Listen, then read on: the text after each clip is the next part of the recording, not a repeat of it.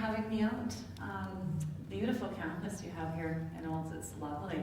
I went and did a bit of a tour this morning when we got here. So I'm here to talk a bit about transition planning. So when you look at Alberta and you look at how Alberta was really founded on the Homesteading Act, I would kind of challenge you to think about today when I talk about family business as really agriculture and producers were some of our founding family businesses in this province. So that's all you guys in this room. So when I talk about family businesses, does everybody in the room kind of feel like that might be them in terms of multi-generational family production companies, agriculture companies? You're working with spouses, you're working with siblings, you're working with children and cousins. Just by a show of hands, how many in the room feel that they're in a family business within their production unit? And how many generations? Does anybody want to just hold up on their fingers? We've got 3 back there. Anybody more than 3? We've got 4 up here, which is, 4 and 5 is about the maximum that we have in Alberta just because of, how long we've been around. So transitioning 4 to 5 generations, that's amazing.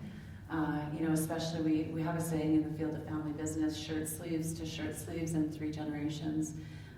It seems to me that within agriculture and production, we have much more legacy, and it's much more a view to the future and the next generation and the next generation after that. So I'm really excited to be here with you today to really talk about the family side of family business and how do we manage the dynamics and the human aspect of transitioning to the next generation, especially, after Jason's presentation, it's a bit depressing, I must say, in terms of what does the future look like and how do we diversify and how do we look at our operations differently for this next generation as they kind of come into the family farm.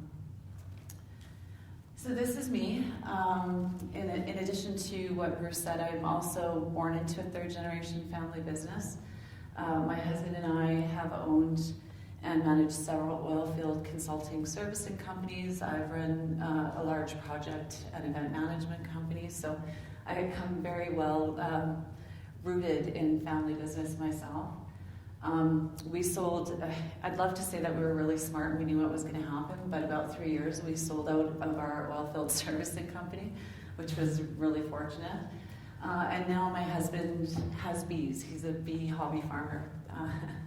And the thing about family business too is it's a lot of fun. So I'm going to share a little story with you about our honey harvest this year. It's a bit of a racy joke, so I apologize. But our grandson, our 10-year-old grandson, and our son were capping off as we're doing our honey harvest, and Aiden comes running over the 10-year-old grandson. He's all excited. He's like, Grandma, I have a joke for you. I'm like, okay, well, what is it? What kind of bees produce milk? Anybody heard this? He starts giggling because as 10-year-old boys do, and he goes, it's boobies.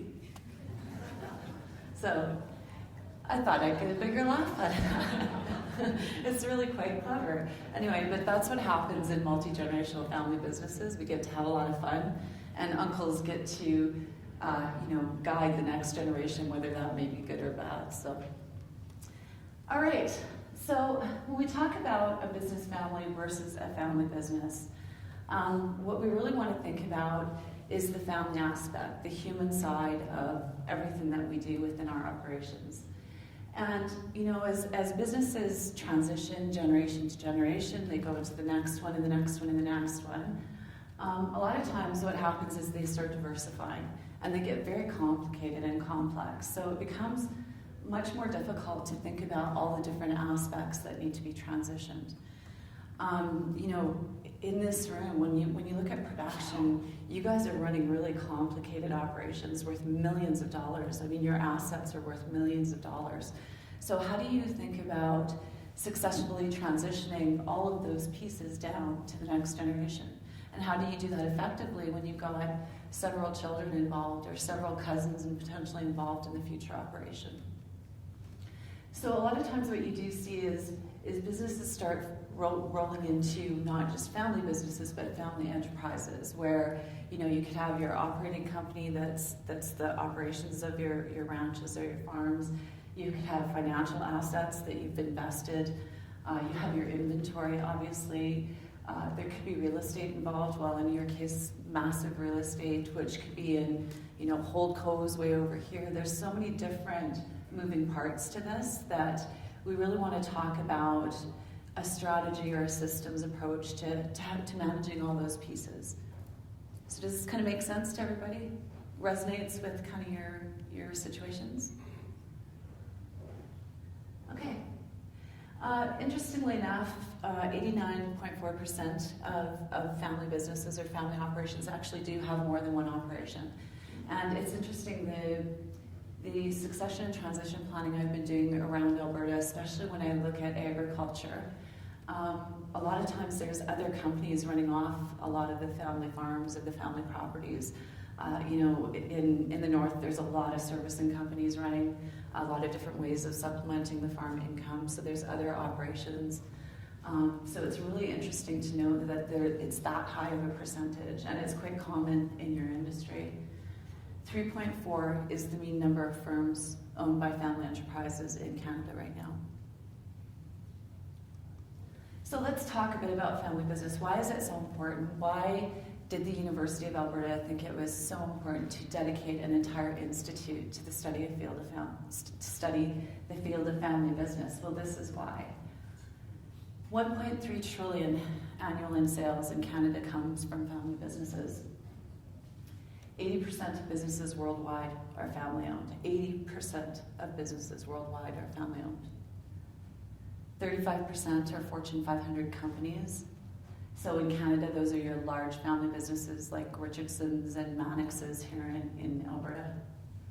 60% of Canada's gross domestic product comes from family-owned firms. This is you guys. This is a really unfortunate font, and I'm kind of like Jason, I keep meaning to fix this. That's 4.7 million people are employed in Canada by family firms. 70% of new jobs in Canada are created by family-owned businesses, yet 43% of leaders over 60 have no exit strategy. It's really, really scary because we know right now we're in what we call the $1 trillion transition generation. As baby boomers are transitioning out, trillions of dollars in Canada needs to be effectively managed and transitioned in family business. 64% don't have a successor, have no idea who's even going to take over the family farm. And I find this to be an interesting stat because as I go through this presentation, I think a lot of times people think that no, we're here like rah, it absolutely has to transfer to a successor.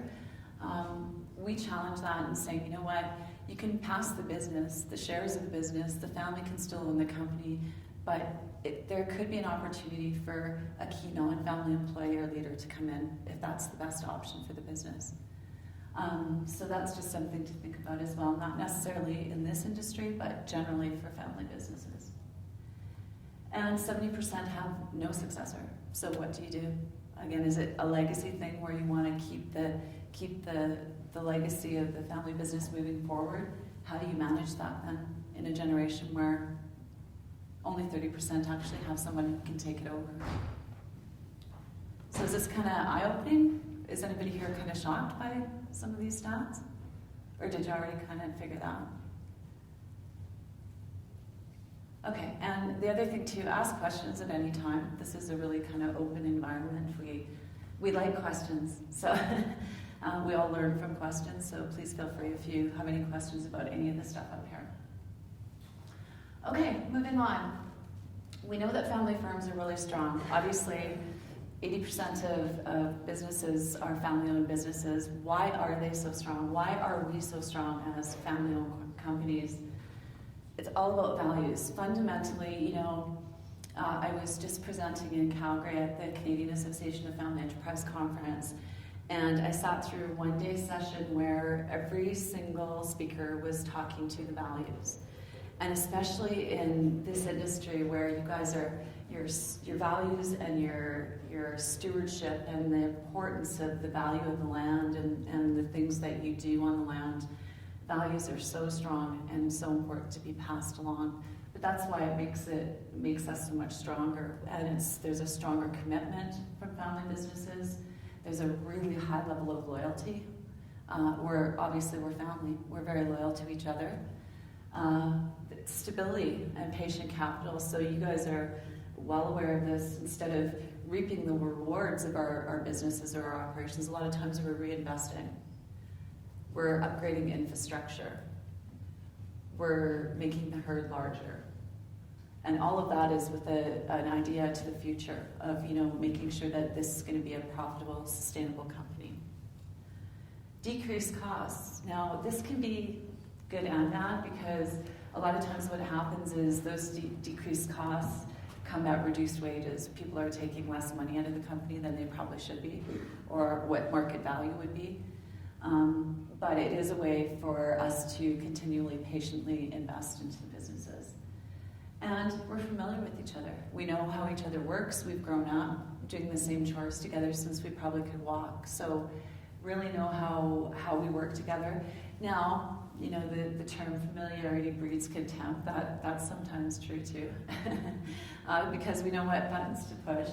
I always share the story that, so when my nuclear family gets together for family meetings, I sit down at a table and I look up at a picture of myself where my older brother had cut my bangs off just before school pictures were taken. And anything we talk about, I look up and see that picture, and my brother will not get consensus from me. It's like, I'm just going to disagree on principle. Like, there's no way I'm going to agree with him when I'm sitting looking at that picture. So, in our situation, we've had to change that because, again, it's buttons. We know exactly where to push and how to push them. So what are some of the challenges, though? Why am I here? How can I support you? Interpersonal dynamics. This is the biggest one right here, similar to what I just said. It's interesting how the dynamics between families play themselves out. So, never loved public speaking, so this is not the most comfortable place for me to be. But yesterday, my mom came to Lethbridge, so my mom has never seen me present before. And so all excited, she shows up, and she's sitting there ready to watch her daughter. I got up to do my presentation, and honestly, I was 12 years old in 4-H speech competition again. I was just nervous, like I have never been for a very long time. And so it was really interesting because we had this conversation last night about it plays out in our families over and over again. And it's not meaning to, but it's in your head, it's in your history. There's lack of clear aligned strategy. So how are we, sitting down and talking to the next generation about where we see the future of this family farm or this production? And, we often do an exercise when we do our full day workshop where we get everybody to just take a moment and think, okay, look at everybody in your operation.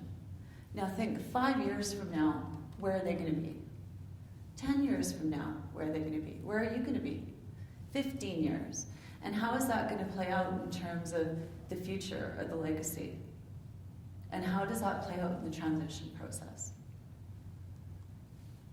Knowledge transfer and education, really, really important. You really have to think about what is the history? So what is our history? How do we embrace the history? How do we share the history and the legacy? But also, how do we educate for the future? How do we think about new ways or new methods of doing what we do? How do we make our business more sustainable? Well, we're resistant to change a little bit. I think we all have that in us, right? And especially, one of the families that we've worked with was an agriculture operation, and it was a daughter-in-law that called us into the situation. And we get out, and one of the things we always do is just interview all of the members of the family, and we get out there, and Grandpa is 85 years old, sit down, and he's like, one of our questions is, so who's going to help you with the farm? Like, who's your successor? Who do you think is the heir apparent? He says, oh, that's my son, Albert. So we go to Red Deer and interview Albert. Well, Albert's a retired engineer. He has no way of coming back to run that farm. And we ended up going down to the next generation, the grandson, also an engineer, no interest. And it was actually the great-grandson, who was at the time a student here at Olds, who had a huge interest in agriculture. But the grandfather, the great-grandfather, had left it for so long that, people go find other ways in the world if they don't think there's a place for them back in the family business.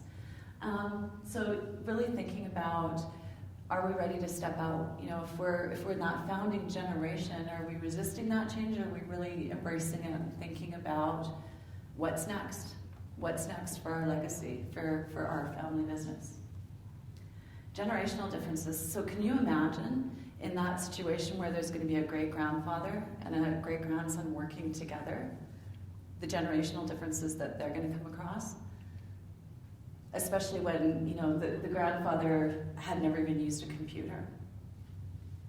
And here's a grandson whose technology is just part of his life, completely advanced in how to utilize it and how to apply it. Fairness versus equal.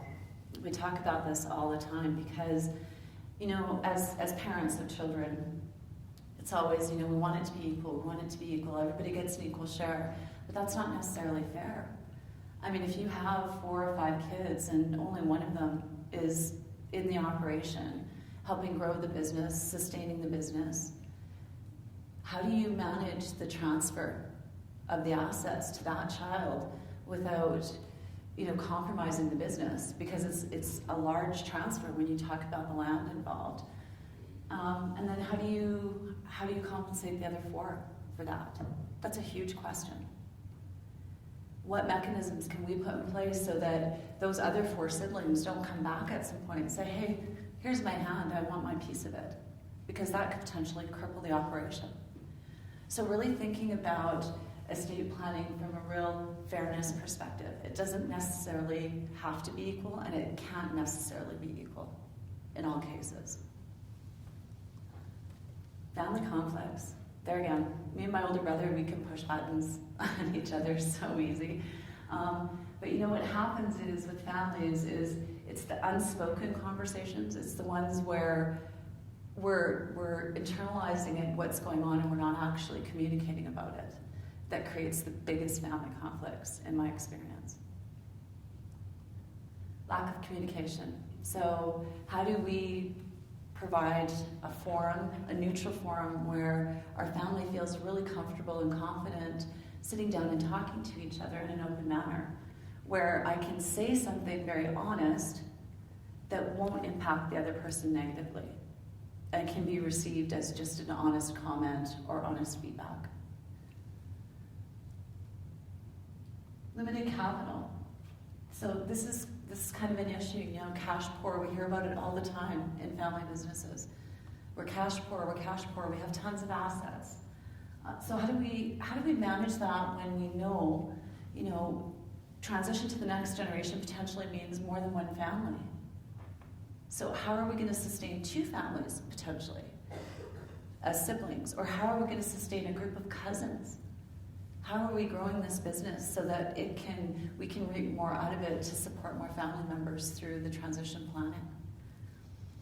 And it's interesting because in agriculture especially, it's been a very traditional model. Up until the last 25, 30 years, it's, oldest son to oldest son to oldest son. It was just kind of the way it was. And that's really changed. It's completely changed. So how do we manage this now for the next generation? Because there could be multiple stakeholders that still need to maintain some sort of revenue out of the business. Good governance. So later on we'll talk about some really good governance around a systems approach to family business.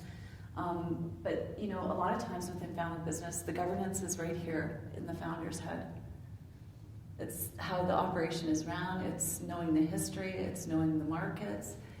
Really articulating that and communicating it is very important in terms of providing sustainability for the family farm. Disparate family goals, values, and needs. So this is another one that comes into play when you look at transitioning multiple generations, because when you have a nuclear family, you're brought up the same way.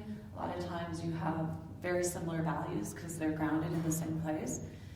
When you have a group of, I have one of my colleagues, they have a large farming operation in the States. There's a group of 200 cousin shareholders in that operation. So how do you keep the family's goals and visions and values aligned when you have that many people and very geographically scattered around the world? How do you keep them all up to date on what's going on that operation? Succession. Essentially, it's the division and transition of assets, but we need to think about the division and transition of assets systematically. Again, from an ownership perspective, who's going to own shares? An operational perspective, who's going to run the business? That doesn't necessarily have to be shareholders. There may be somebody else there that's going to be running the business. And who's going to manage the family aspects? Who's going to help support governance and communication with the entire broader family? That's really important. Okay. Any questions? Is any of this resonating kind of with your situations? Yeah. Good. Okay, we'll move on. So why is it such a challenge? Really, everybody's we're families. We don't like to sit down and have difficult conversations with each other. That's just the way it is. It's interesting, my story about my mom, because I get in the car with her yesterday after our presentation, and she's just gushing. She's like, oh, that was just so great. It was so wonderful. And I was like, Mom, that's like the worst presentation I've ever done. So, really apprehensive. She was apprehensive to actually give me true feedback because she knew it was crappy, quite honestly. I know she did. But she's my mom and she loves me, and through the whole thing she's smiling and nodding, and I'm just thinking, oh, I'm just bombing. So it's really hard for us to do that, to provide really truthful, honest feedback, because we care about each other, we love each other. And sometimes we're very scared to hurt each other. Really big decisions coming that impact a lot of lives when you're looking at transition and succession planning. Who is going to be the future steward? What does that stewardship look like? Who's our next leader, our leaders? Is it going to create conflict? That's a big, big one. Again, we love each other, so we don't want to have our 3 kids all fighting over the same piece of pie. We don't want to have our 3 kids fighting and angry at each other so that when we get to Thanksgiving or Christmas, nobody's talking. No clear path. So that's a big one. It's like, so where do we start? I'm painting a picture of very complex transition planning, but it really doesn't have to be that hard. So where do we start, and how do we start? And how do we get everybody aligned? Because we are all individuals, we all have different goals and dreams. How do we align the individual's dreams to our future vision of what the legacy looks like?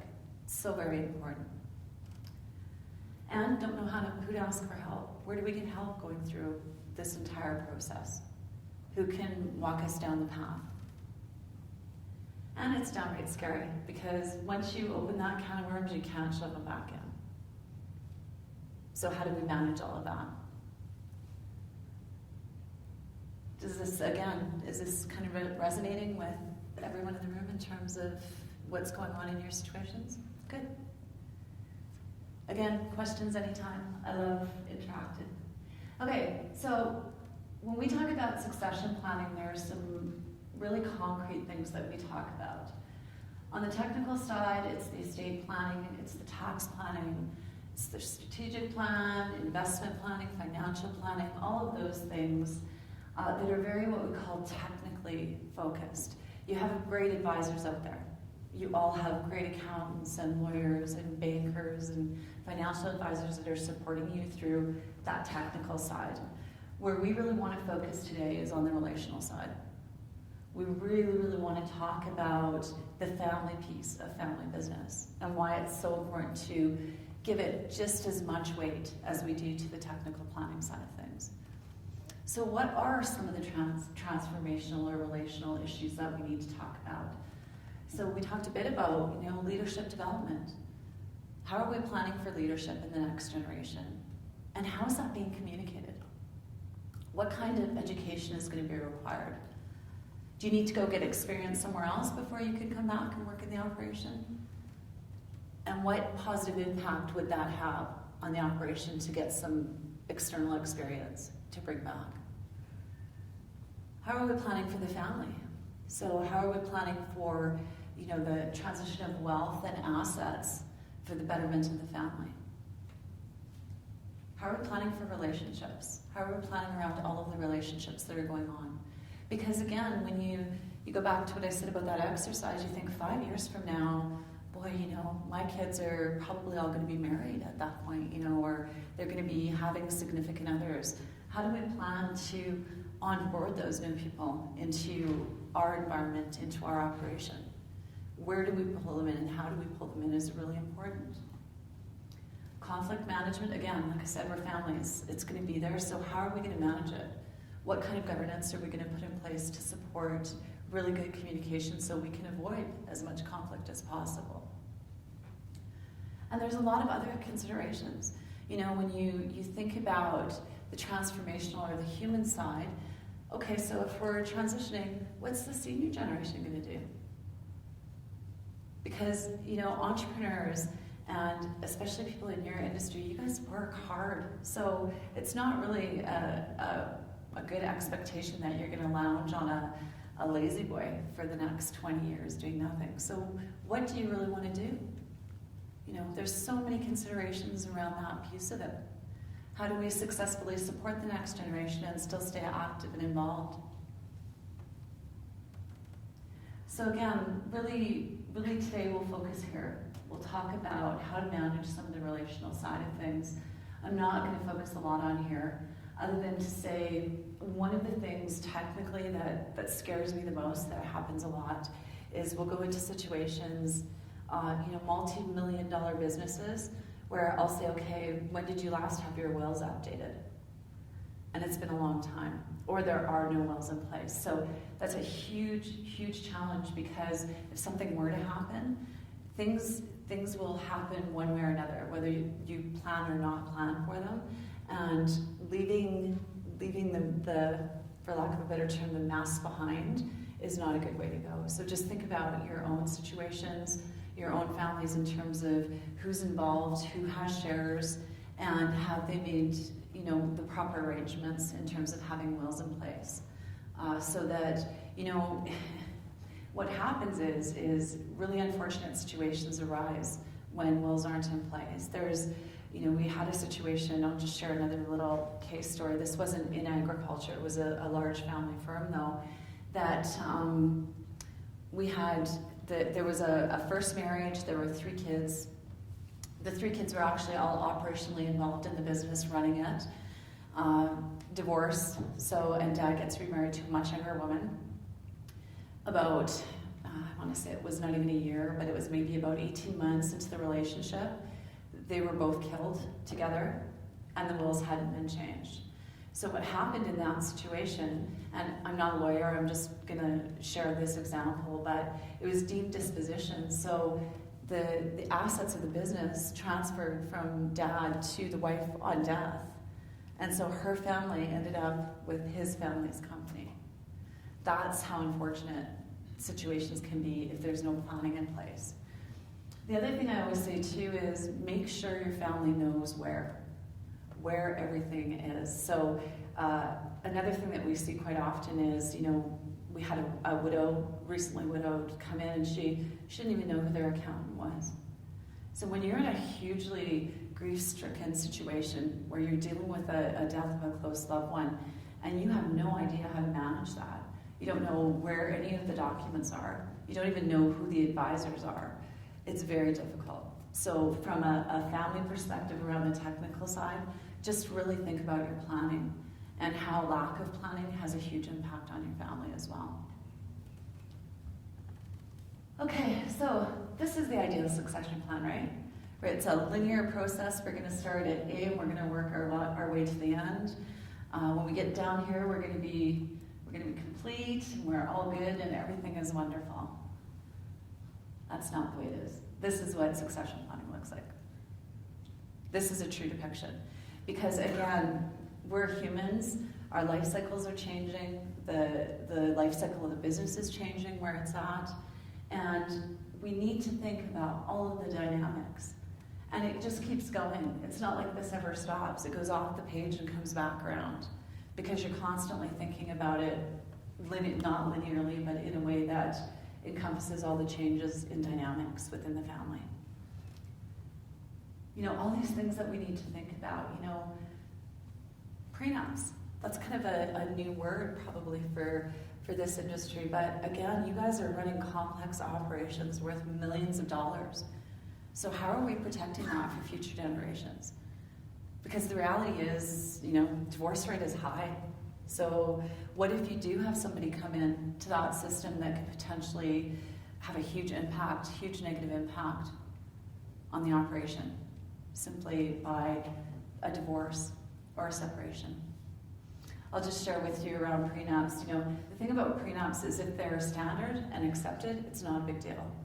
But we had one family business where we were called in because the morning of the wedding, the dad gave the son the prenup to give to the wife. So you can just imagine how that flew. I mean, she'd been within the family system for a long time, and it never had been even broached, the subject. And so the morning of, she's presented with it. Well, you can just guess what the outcome was. The wedding didn't happen. It did end up happening like 6 months later. They figured out all the kinks, and they truly loved each other. They were going to get married, but cost them tens of thousands of dollars in a canceled wedding. And I think part of it was the lawyer, a good family friend, came in the night before, and dad and the lawyer were having a bit of a chat, and I think decided, over a couple drinks during the night that they needed a prenup. So not an ideal situation, but the point being, had she known, when she was brought into the system, had she known, we are really interested in maintaining the legacy of our family business. We're interested in maintaining the legacy of the land that we're on. It's not about you personally. It's about us wanting to plan for continuity into future generations. And it's all of those things. We talked about liquidity. Is there enough liquid assets for more than one family to live on in transition? Who wants to be involved in the business? Again, back to my first example of the 4 generations, that conversation never happened. It was never, do you want to be a part of the business? A lot of times we just assume that we have successors and they're not necessarily there. So how do we open up that conversation? And what about non-family members? What about employees, key employees? How do we get them to come in and stick so that they're a strong supporting part of our operations? Again, retirement considerations. What are we going to do in retirement? What's the next phase? We have one case family that we work with. We do a lot of video cases and a lot of learning off video cases. But he just basically shook his finger at me and said, you will find my dead body out in the field. That's where I will be, because I am not leaving my farm. So does this make sense? Yeah? It's not linear, and it is a bit messy, but if you manage it properly, it's not as overwhelming as that may seem.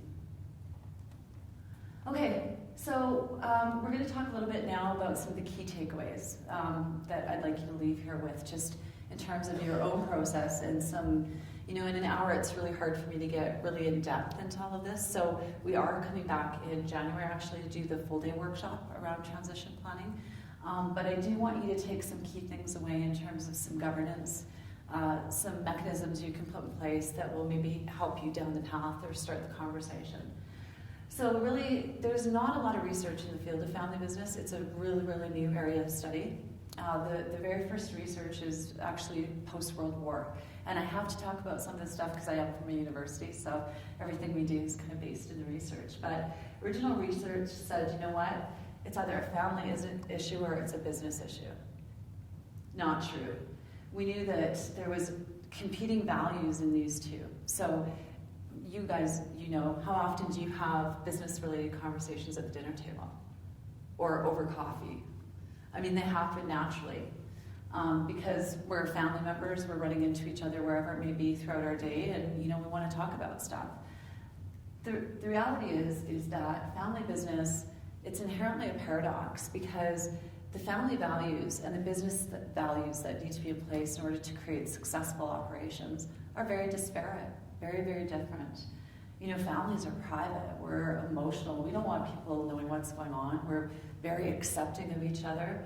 In business, though, we're competitive and we're public facing because we need to market ourselves. We need to market our products. So how do we manage the fact that these two are so different and yet we're living them every single day? They overlap too. This is the other thing, is we know that they're not separate. So how do you manage the overlap between those? There's no way to completely separate them. There's no way to completely say, okay, you know what, we're working today, right now, we're in the operation, we're not going to talk at all about family. That's never going to happen. That's just not the reality of human nature. So how do we manage the overlap? And the fact that it is an inherent paradox. And I have a really good example. So one of the programs we run is built on a case of, it's a boutique hotel family that they purchased them, they have a really good operation. When we come into the case, the family is in huge conflict. Like, they're pointing fingers and screaming at each other, and it's all around the fact that the new hotel that the family wants to buy has a strip club in it. And so, of course, the two family members in the business that are running the business are all for it. It's going to make them tons of money, and they really don't care about anything else. Boy, the family members on the other side of that, whose name is on that hotel, they have real issue with that. And they want to be heard in that. So how do you manage that in this type of a situation is really important. It's all about the governance. Now, what actually ends up happening is they do buy it, but they shut down the strip club and turn it into a catering business. So this is really the key takeaway from today. In 1993, John Davis and Tiguri, they really identified that, you know what, there's actually 3 circles when you talk about family business. There's 3 different quadrants in everything that we do as family businesses. There's the ownership circle and the considerations that we need to think about, shares and share transfer. There's the family circle, and then there's the business circle. So the family business circle is an inherent paradox, we know that.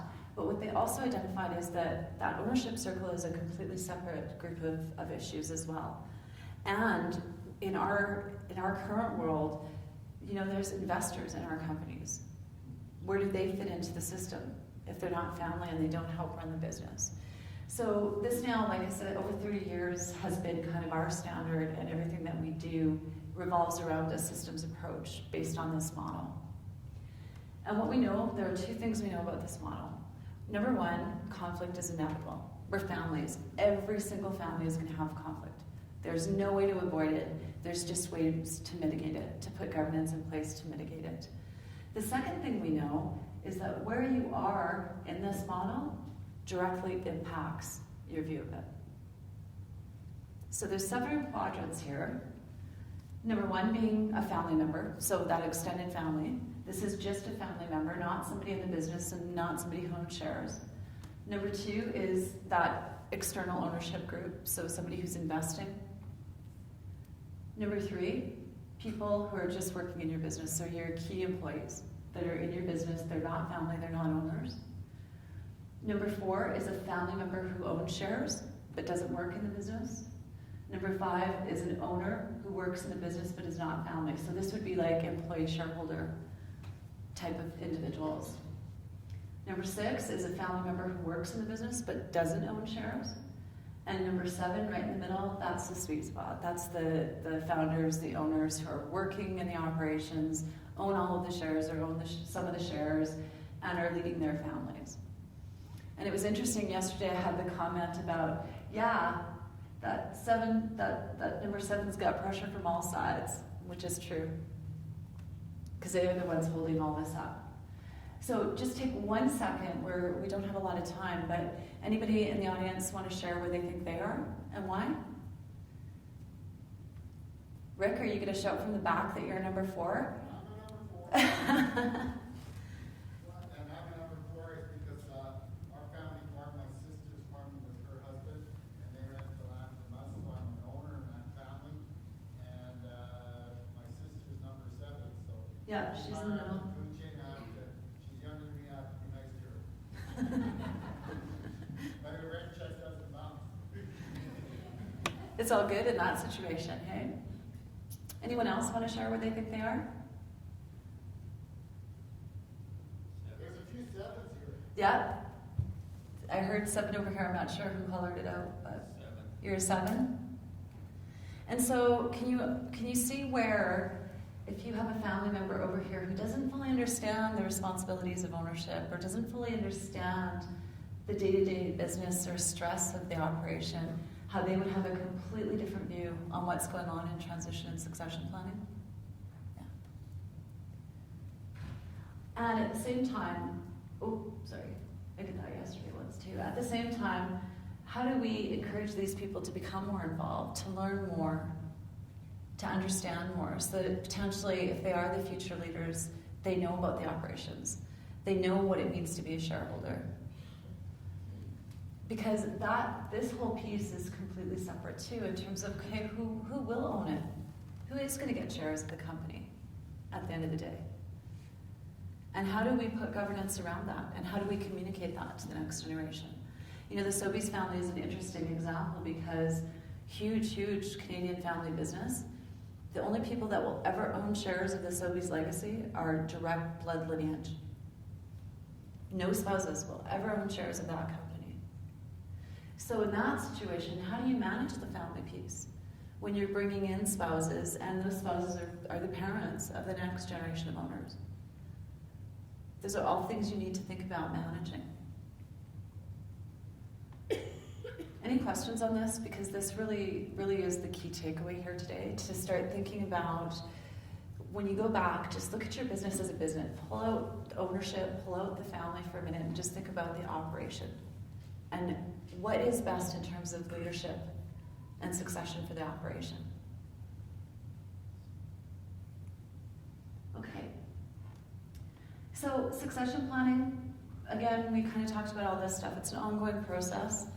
The technical aspects are really important, and I would challenge you to really talk to your advisors.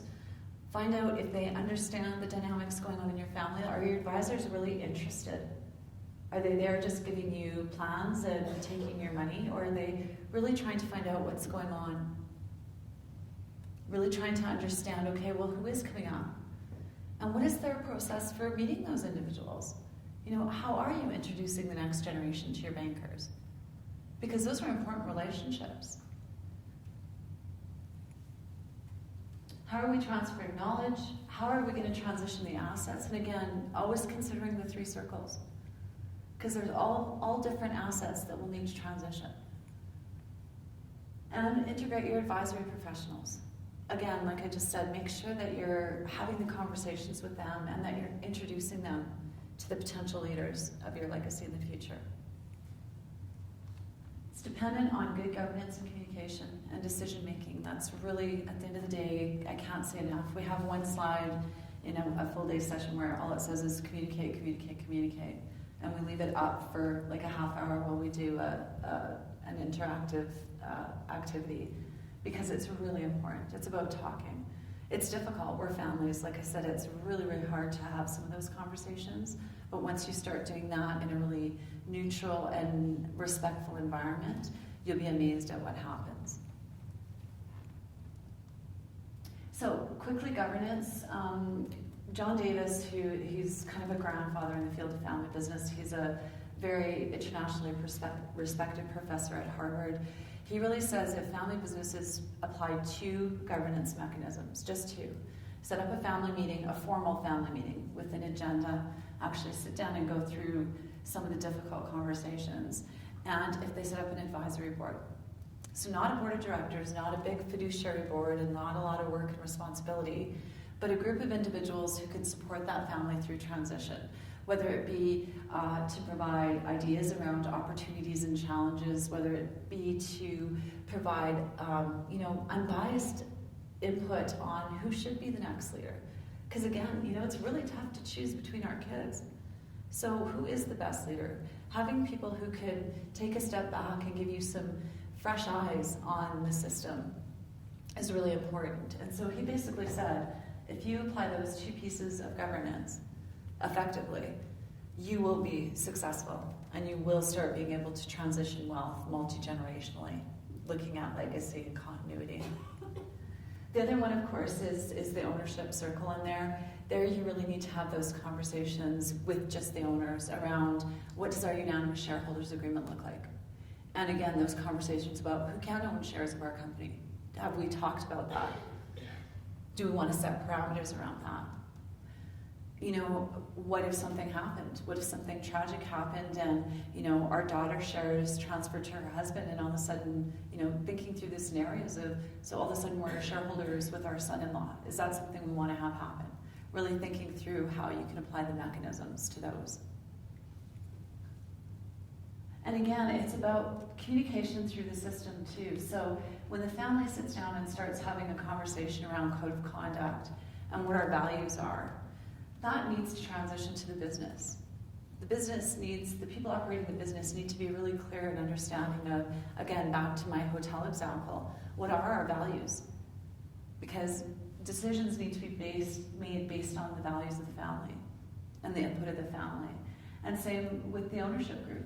How are they communicating to the business leader? How are they even choosing the business leader? That all needs to be communicated through this system. And we really need to think about everything within its own quadrant. That's a lot of information. Any questions on this? Okay. So why governance? Enhanced communication, better decision making. I can't say it enough. Other things to consider, these are all really important. The life cycle of the family. So again, do that exercise. Think 5, 10, 15 years down the road. And what does our operation look like? Leadership capacity. Do we have the capacity? And if so, are we developing it? Are we clearly communicating what the expectations are to come back and lead? And the business, where are we at? So if we're about to transition to a group of cousins, we need to be in the growth phase because we're going to need to take a lot more out of that business going forward. It's not only the management of the business that matters, the active management of the family is of at least equal importance. I can't stress that enough. We often get into the day-to-day operations of our business. I would just encourage you to step back and really take a look at the active management of the family in the succession process.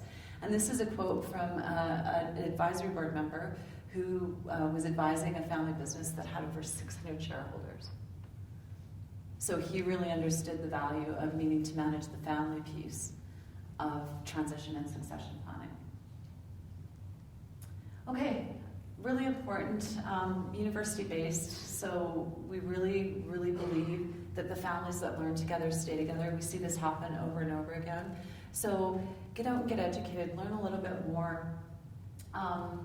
You know, it's really important that when we do our work that we often will do it multi-generationally. We'll do workshops where we would encourage, you know, multiple family members to come so that they can learn together. They can start having a conversation about what they've learned and opening up some of the dynamics around, okay, so how do we want this to look for the next generation and how are we going to work together on a plan as a family versus, okay, here's the way it's going to be. This is my idea. Or not even that, it's, you know, the whole succession plan is up here and nobody understands what's going to happen. And then, of course, as I said, make sure that your advisors are really interested and really encouraging in terms of trying to support the transition and succession plan on the family side just as much on the transactional side. So, get the family educated. Next steps, have the right conversations with the right people. By that I mean in the right circles within that model framework. Again, the key takeaway, focus on the family as much as the business in this process. And find advisors that can help you. So within Alberta, we're really fortunate because at ABFI, at the University of Alberta, we do a full designation for family enterprise advisors. So there are a lot of individuals out there that actually have taken year-long courses to learn how to work with the dynamics of family business within their industries. This is why we exist. And that's, you know, we're research-based. We're actually, you know, we're standing at a college, so we're #1 in the world in Alberta in the field of family business research. We're the only university in the world that has undergrad, grad, and doctoral programs specializing in the field. And we have 2 of our doctoral students have gone on to start new family business centers in South Dakota and at Dalhousie. So it's really exciting. You should be very proud because Alberta is a leader in this field.